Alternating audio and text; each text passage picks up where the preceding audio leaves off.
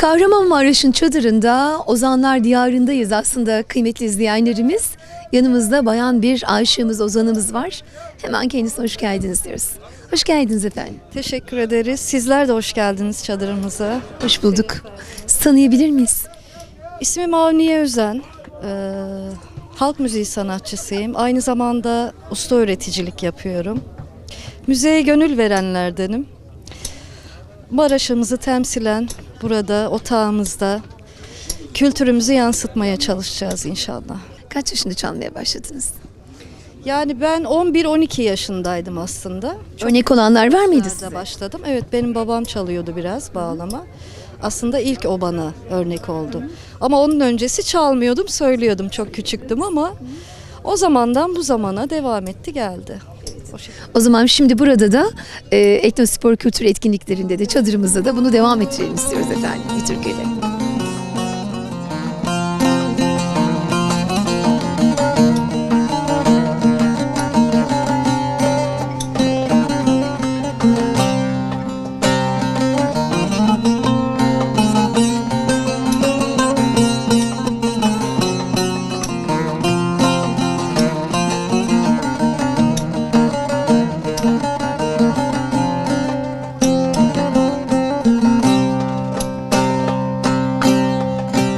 Güzeline güzel olmuşsun, görülmeye görülmeye, siyah zülfün halkalanmış, aman aman, örülmeye örülmeye. Siyah zülfün halkalanmış, aman aman, örülmeye örülmeye.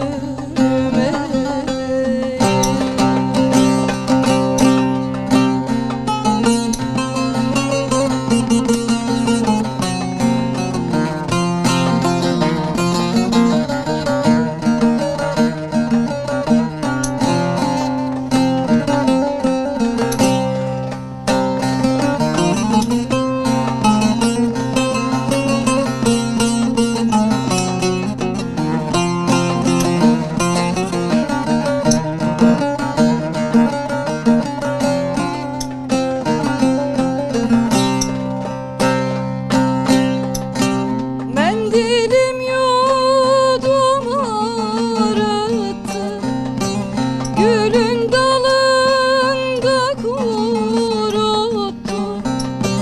Adın neydi unuttum, aman aman, sorulmayı sorulmayı.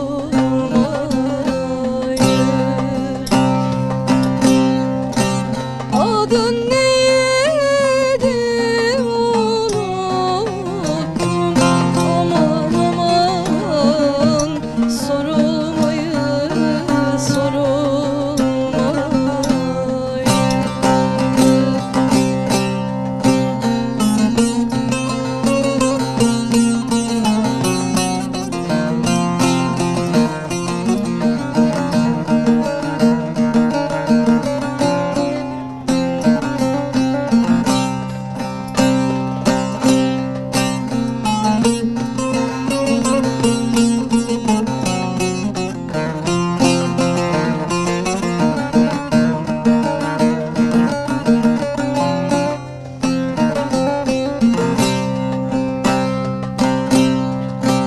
Çağır Karaca olan çağır, taş düştüğü yerde ağır, gitse